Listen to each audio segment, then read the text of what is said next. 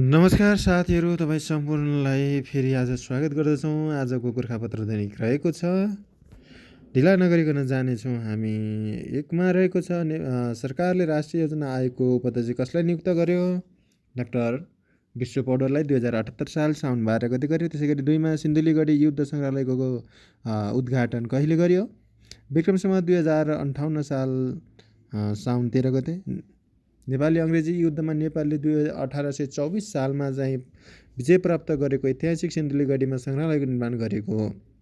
त्यसै गरी 3मा रहेको छ विश्व रेन्जर दिवस कहिले मनाइन्छ? रेन्जर जुलाई 31मा। 4मा रहेको छ दक्षिण एसियाको पहिलो सुरुङ मार्ग सूर्यमाई सुरुङ मार्गको पुनर्निर्माणको शिलान्यास कहिले गरियो? विक्रम सम्वत 2078 साल साउन 14 गते। सुरुङ मार्ग निर्माण भएको 104 वर्षपछि सम्पादकहरूको संरक्षण र पर्यटन गन्तव्यका रूपमा विकास गर्ने उद्देश्यले जीर्णोद्धार सुरु गरेको मर्मत सम्भारको आवश्यकता जीर्ण ऐतिहासिक एवं पुरातात्विक महत्त्वको सो सुरुङ मार्ग विक्रम 1974मा निर्माण भएको थियो। त्यसै गरी 5मा रहेको छ टापु महादेश तथा कङ्गारुहरूको महादेश भनी चिनिने महादेश कुन हो? अस्ट्रेलिया। त्यसै 6मा रहेको छ युरोप महादेशको सबैभन्दा लामो पर्वत श्रृङ्खला कुन हो? आल्प्स पर्वत। 7मा रहेको छ ओजोन तह संरक्षण सम्बन्धी पहिलो अन्तर्राष्ट्रिय सम्मेलन कहिले र कहाँ आयोजना गरियो? सन् 1987मा क्यानाडाको मोन्ट्रियलमा। ओजोन तह संरक्षण सम्बन्धी पहिलो अन्तर्राष्ट्रिय सम्मेलन कहिले र कहाँ गरियो भनेपछि साथीहरू 1987 क्यानाडाको मोन्ट्रियलमा गरियो। त्यसै गरी 8मा रहेछ काठमाडौँ उपत्यकामा सवारी प्रदूषण चेक जाँच कहिलेदेखि थालिएको? विक्रम 2051 साल वैशाख 1 गते। साइटिसको पुरा रूप के हो? CITES। साइटिसको प्लुरलिज convention on international trade in endangered species of wild fauna and flora भन्ने हो। Convention on international trade and endangered species of wild fauna and flora भन्ने हो। दुर्लभ एवं सङ्कटग्रस्त वन्यजन्तु तथा वनस्पतिको संरक्षण गर्ने उद्देश्यले यो महासन्धि सन् 1975 जुलाई 1 देखि लागू भएको। नेपालको सन् 1975मा नै यस सन्धिमा हस्ताक्षर गरेको नेपालले। त्यसै गरी 10मा रहेछ नेपालमा केन्द्रीय ब्याङ्क तथा वाणिज्य ब्याङ्कहरूको सुधारका लागि सञ्चालित गरेको कार्यक्रम कुन हो? वित्तीय क्षेत्र सुधार कार्यक्रम हो। त्यसै गरी 11मा रहेको छ नेपालमा सबैभन्दा धेरै कर्मचारी कार्यरत रहेको संस्थान कुन हो? नेपाल विद्युत प्राधिकरण हो। 12मा नेपालमा सर्वप्रथम स्थापना भएको उद्योग अर्थात् संस्थान कुन हो? विराटनगर जुट मिल 1993 सालमा भएको हो। त्यसै गरी 13मा छ नेपालमा निकासी वृद्धि गर्ने उद्देश्यले दिए विनिमय दर प्रणाली कहिले लागू गरियो? विक्रम सम्वत 2034 सालमा। 14मा रहेको छ नेपाली सेनाको कायम मुकायम प्रधान सेनापति कसलाई चयन गरियो? प्रभु राम शर्मा। विक्रम 2078 साउन 26 गतेबाट लागू हुने गरी बालाधिकृत रति शर्मालाई कायम मुकायम प्रधान सेनापति चयन गरियो। 15मा रहेको छ म्यानमारमा त्यहाँको सेनाले कहिलेसम्म सङ्कटकाल जारी रहने घोषणा गरेको छ? 2023 अगस्तसम्म। निर्वाचित सरकारलाई अपदस्थ गरी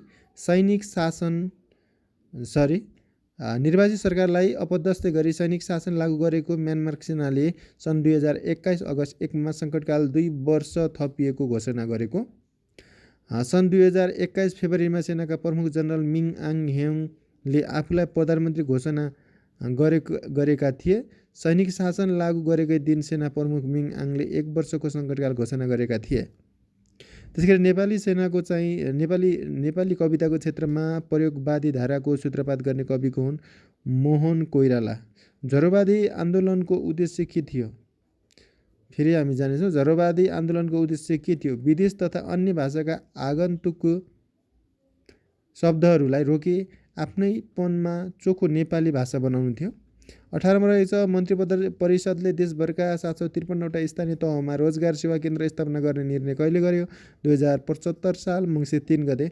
19मा रहेछ विश्वकै दुर्लभ एकसिङे गैंडाको संरक्षणका लागि सरकारद्वारा घोषित 5 वर्षीय योजनाको अवधि कुन हो? सन् 2017 21। फेरि 19 नम्बरमा जानेछौँ। विश्वमै दुर्लभ एक सिङे गैंडाको संरक्षणका लागि सरकारद्वारा घोषित 5 वर्ष योजनाको अवधि कुन हो? 17 देखि 21 सम्म। 20 मा रहेछ काठमाडौँलाई आधुनिक नेपालको राजधानीका रूपमा कहिले घोषणा गरिएको? 1826 चैत्य 10 मा। विक्रम सम्वत 1826 चैत्य 10 मा। नेपालमा व्यावसायिक शिक्षाको सुरुवात गर्ने राजा को हुन्? जयस्थिति मल्लौन। यो सबैलाई थाहा भएको कुरा। प्रश्न नम्बर 22 मा प्रसिद्ध धार्मिक तथा पर्यटकीय स्थल सुन्द्रावती सेतीदेवी कुण्ड कहाँ रहेको छ? दोलखामा रहेको छ। 23 मा रहेको छ समरगञ्ज कम्पनी स्थापना गर्ने राजा को हुन्? रणबहादुर शाह। राणाकालमा यसलाई चाहिँ चरप्रयासीको कम्पनी भनेर चिनिने। भीमसेन थापाले यो कम्पनीलाई जेल र अन्य सार्वजनिक महत्त्व कार्यालयको सुरक्षाका लागि खटाइएका। चन्द्रशमशेरले यसलाई सडक र राणाहरूको दरबार निर्माण गर्ने कामका लागि लगाएका। प्रश्न नम्बर 24 मा विश्व व्यापार सङ्गठनमा नेपालको व्यापार नीतिको समीक्षा पहिलोपल्ट कहिले गरियो? 2012 मा।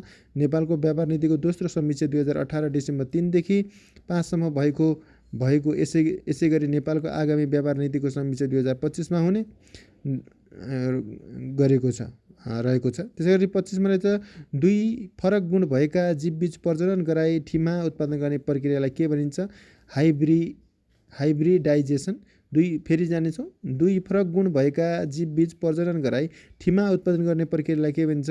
हाइब्रिडाइजेसन भनिन्छ। 26 मा पार्लियामेन्ट अफ नेपाल नामक मोबाइल एप कहिले सञ्चालनमा आएको? 26 मा parliament of Nepal mobile app कहिले सञ्चालनमा आएको? विक्रम सम्वत 2074 साउन 12 गते। युएनडिपीको सहयोगमा बनाएको यो एप मार्फत संसदीय गतिविधि अर्थात् संसदको बैठक प्रत्यक्ष रूपमा हेर्न र सुन्न सकिने बनाएको 2074 साल साउन 12 गते। 26 मा रहेको छ। त्यसै गरी 26 मा पवित्र तीर्थस्थल पर्यटकीय क्षेत्र देवघाट कुन नदीको सङ्गम स्थलमा रहेको छ? कालीगण्डी र त्रिशुलीमा रहेको छ। 28 मा राष्ट्रिय वनस्पति उद्यान र राष्ट्रिय हर्बिरियम तथा वनस्पति प्रयोगशाला कहाँ रहेका छन्? गोदावरी ललितपुरमा। राष्ट्रिय वनस्पति उद्यान र राष्ट्रिय हर्बिरियम तथा वनस्पति प्रयोगशाला गोदावरीको ललितपुरमा। 29 मा एक वडा एक कालोपत्रे सडक योजना ल्याउने स्थानीय तह कुन हो? एक वडा एक कालोपत्रे सडक योजना ल्याउने स्थानीय तह कुन हो? फुङलिङ नगरपालिका ताप्लेजुङ हो।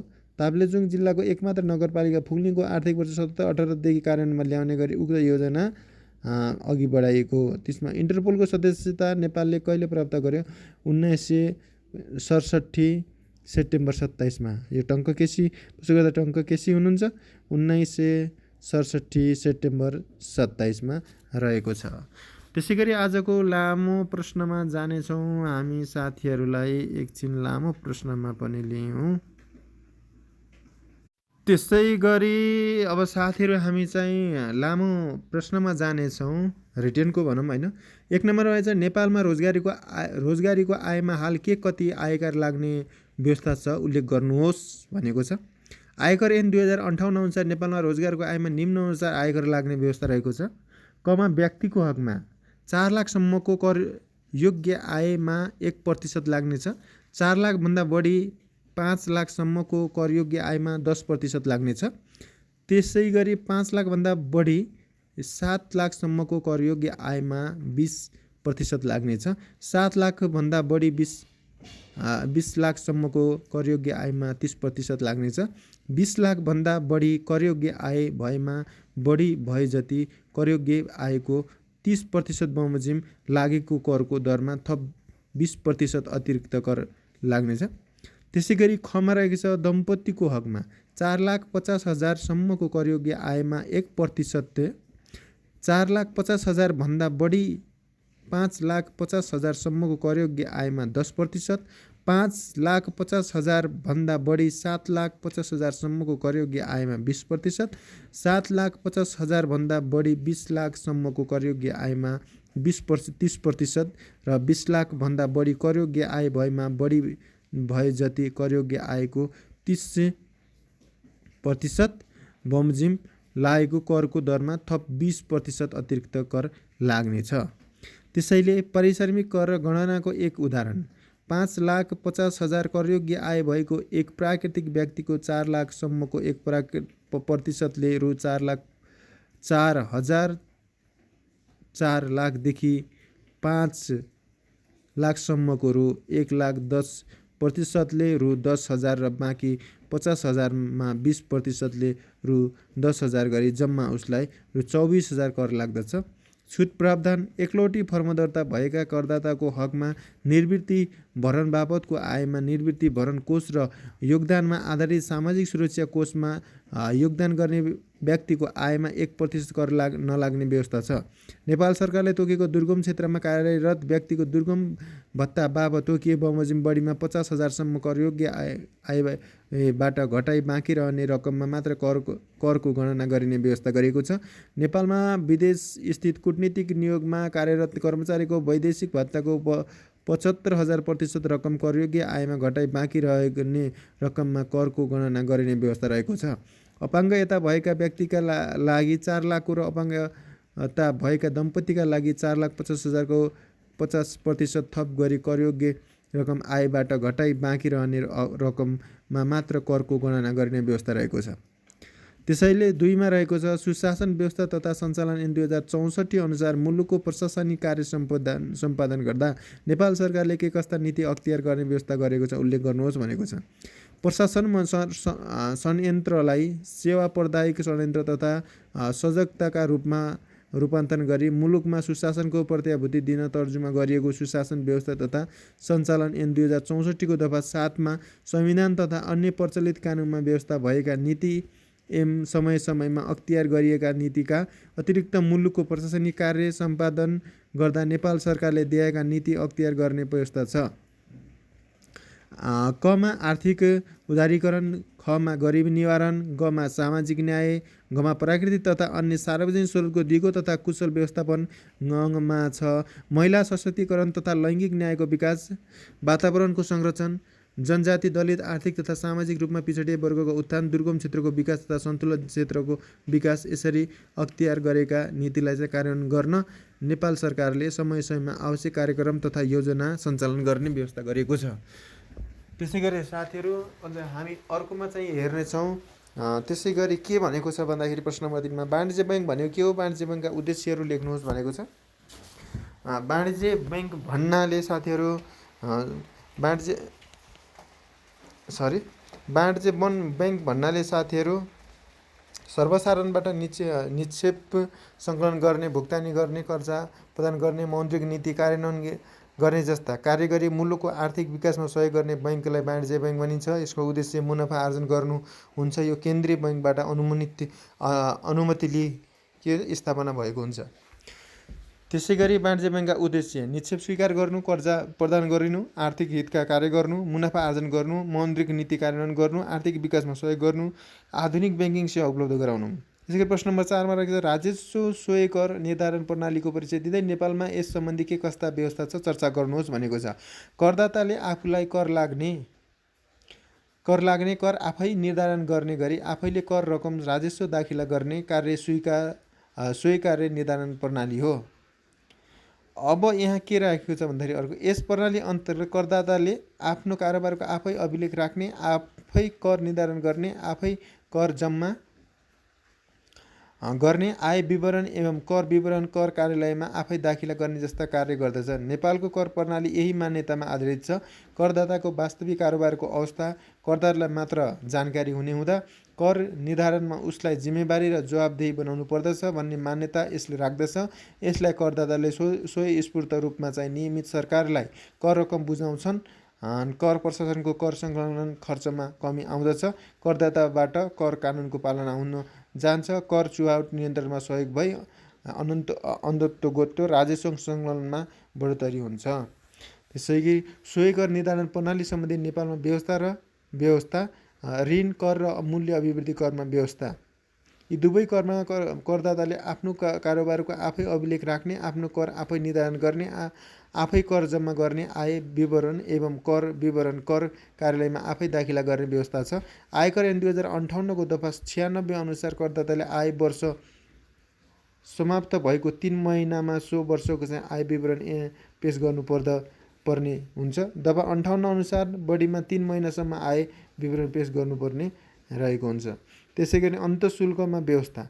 यसमा खास गरी दुईवटा व्यवस्था छ, एउटा भौतिक नियन्त्रण प्रणाली र अर्को स्वयं निष्कासन प्रणाली। मदिराजन्य वस्तुमा भौतिक नियन्त्रण प्रणाली लागू छ, जसका कर प्रशासनको प्रत्यक्ष रेखदेख र नियन्त्रण हुन्छ र कर प्रशासनको अनुमति बिना कच्चा पदार्थ रेखदेख गरी तयारी माल वस्तु कारखानाबाट बाहिर निष्कासन गर्न पाइँदैन। मदिराजन्य वस्तु बाहेक अरू सबै वस्तुमा स्वयं निष्कासन प्रणाली लागू छ, जसमा कर प्रशासनको प्रत्यक्ष रेखदेख र नियन्त्रण हुँदैन। कारोबारको आफै अभिलेख राखी सोही कारोबारमा आधारमा कर निर्धारण गरेर राजस्व दाखिला गर्नुपर्दछ भन्ने रहेको छ। अब हामी जानेछौँ भन्सार व्यवस्था। भन्सारमा स्वयं घोषणाको व्यवस्था छ। भन्सार ऐन 2064 को दफा 13 अनुसार पैठारीकर्ताले आफूले पैठारी गरेको मालवस्तुको मूल्य प्रमाणित गर्ने कागजात सङ्कलन गरी कारोबार मूल्य भन्सार विज्ञान परमार्थ आफैले घोषणा गर्नुपर्ने व्यवस्था छ।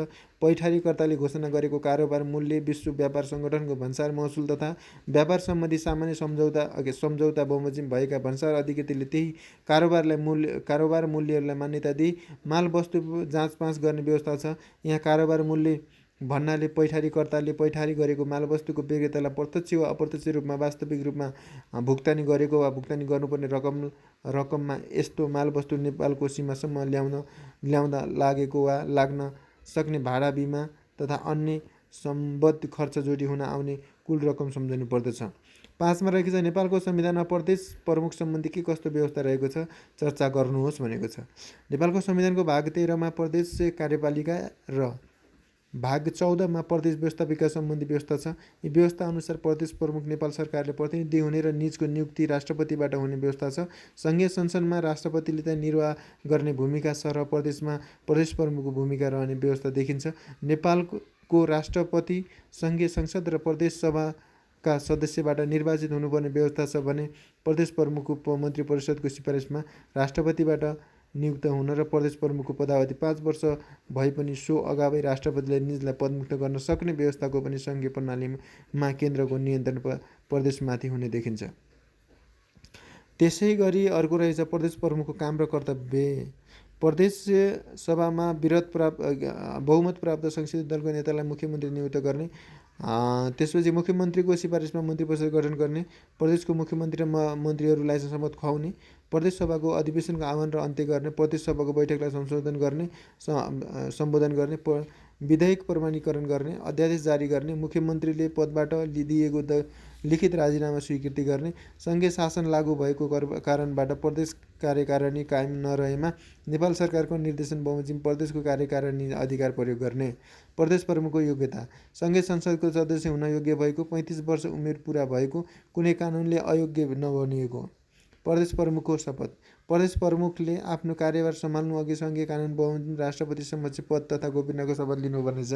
मुख्यमन्त्रीले प्रदेश प्रमुखलाई जानकारी दिने। प्रदेश मन्त्री परिषदका निर्णय। प्रदेश सभामुख पेश गरिने विधायक। उल्लेखित विषयमा प्रदेश प्रमुखले जानकारी मागेको अन्य आवश्यक विवरण। प्रदेशको समसामयिक परिस्थिति रहेको छ। प्रदेश प्रमुखको पद रिक्त हुने अवस्था। निजले राष्ट्रपति समक्ष लिखित राजीनामा दिएमा, निजको 5 वर्षको पदावधि समाप्त भएमा वा सो अगावै राष्ट्रपतिले निजलाई पदमुक्त गरेमा, निजको मृत्यु भएमा, कुनै प्रदेश प्रमुखको पद रिक्त भएको अवस्थामा प्रदेश प्रमुखको नियुक्ति नभएसम्मका लागि राष्ट्रपतिले अर्को कुनै प्रदेश प्रमुखलाई त्यस्तो प्रदेशको चाहिँ समेत कामकाज गर्ने गरी तोक्न सक्नेछ भनेको छ। अझै सूचनाको हक भन्यो के हो? सार्वजनिक सूचना प्रवाहमा सार्वजनिक निकायको दायित्व के कस्तो हुने व्यवस्था छ उल्लेख गर्नुहोस् भनेको छ। त्यसै सार्वजनिक निकायमा रहेको सार्वजनिक महत्त्वको सूचना माग्ने र पाउने अधिकारलाई सार्वजनिक सूचना भनिन्छ। यसले देहायको अधिकारलाई समेत जनाउँछ। सार्वजनिक निकायमा रहेको कुनै लिखित सामग्री तथा सो निकायको काम कारबाहीको अध्ययन वा अवलोकन गर्ने अधिकार, सार्वजनिक निकायमा रहेको कुनै लिखितको प्रमाणिक प्रतिलिपि प्राप्त गर्ने अधिकार, सार्वजनिक महत्त्वको निर्माण कार्य भइरहेको स्थलको भ्रमण र अवलोकन गर्ने अधिकार, कुनै सामग्रीको प्रमाणिक नमुना लिने अधिकार, कुनै पनि किसिमको यन्त्रमा राखेको सूचना त्यस्तो यन्त्रमार्फत प्राप्त गर्ने अधिकार। सार्वजनिक सूचना प्रवाहमा सार्वजनिक निकायको दायित्व। प्रत्येक सार्वजनिक निकायले नागरिकको सूचना हकको सम्मान र संरक्षण गर्न पाउने व्यवस्था सूचनाको हक सम्बन्धी ऐन 2064 ले गरेको छ। यसका लागि देहायका काम गर्नु सार्वजनिक निकायको दायित्व हुने व्यवस्था छ। सूचना वर्गीकरण गर्ने र अध्यावधिक गर्ने, समय समयमा सार्वजनिक गर्ने, प्रकाशन तथा प्रसारण गर्ने गराउने, सूचना योजना नागरिकको पहुँच सरल र सहज बनाउने, काम कारबाही खुला र पारदर्शिता रूपमा गर्ने, सूचना प्रवाह गर्ने, सूचना अधिकारको चाहिँ व्यवस्था गर्ने, कर्मचारीलाई उपयुक्त तालिम र प्रशिक्षणको व्यवस्था गर्ने। त्यसै गरी प्रश्न नम्बर 7मा अन्तिममा आएका छौँ। श्रम ऐन 2074का अनुसार श्रम ऐन 2074का अनुसार रोजगारदाताले श्रमिकलाई के कस्तो प्रकारको रोजगारितामा लगाउन सक्ने व्यवस्था गरेको छ। यसैगरी श्रमिकको हक हित तथा सुविधाको व्यवस्था गर्न बनेको श्रम ऐन 2074का अनुसार रोजगारदाताले श्रमिकलाई दिएका कुनै प्रकारको रोजगारीमा लगाउन सक्ने व्यवस्था गरेको छ। नियमित रोजगारी, कार्यगत रोजगारी, समयगत रोजगारी र आकस्मिक रोजगारी बाहेक अन्य जुनसुकै प्रकारको रोजगारी। 2मा कार्यगत रोजगारी, रोजगारदाताले श्रमिकलाई कुनै खास काम किटान गरी सो सम्पन्न गर्न तोकेर दिएको रोजगारी। गमा समयगत रोजगारी, रोजगारदाताले श्रमिकलाई निश्चित समय अवधि तोकी सो अवधिभित्रै कुनै काम सम्पन्न गर्ने गरी दिएको रोजगारी। घमा आकस्मिक रोजगारी, रोजगारदाताले श्रमिकलाई 1 महिनाको अवधिमा 7 दिन वा सोभन्दा कम अवधिका लागि कुनै काम सम्पन्न गर्ने गरी दिएको रोजगारी। अङ्गमा छ अंसारी रोजगारी भनेपछि हप्तामा 35 घण्टा वा सोभन्दा कम समयमा काम सम्पन्न गर्ने दिएको रोजगारी। यो रिटर्नमा प्रस्तुतकर्ता हुन्छ हेमचन्द्र शर्मा हुनुहुन्छ। साथीहरू, आजको लागि गोर्खावार्ता यति नै रहेको छ। तपाईँहरूलाई भिडियो कस्तो लाग्यो, तपाईँहरूले मन पराउनु भयो भने पनि लाइक गर्नुहोस्, नभए भने पनि लाइक गर्नुहोला भन्ने पूर्ण आशा लिएको छु र कमेन्ट गर्न नबिर्सनुहोला। यस्तै गोर्खापत्र दैनिक रूपमा र अरू समसामयिक नयाँ घटनाहरू पनि म तपाईँहरू माझमा ल्याउने गर्दछु। तबसम्मको लागि म दिलबहादुर बुढा छेत्री बिदा माग्दछु। धन्यवाद।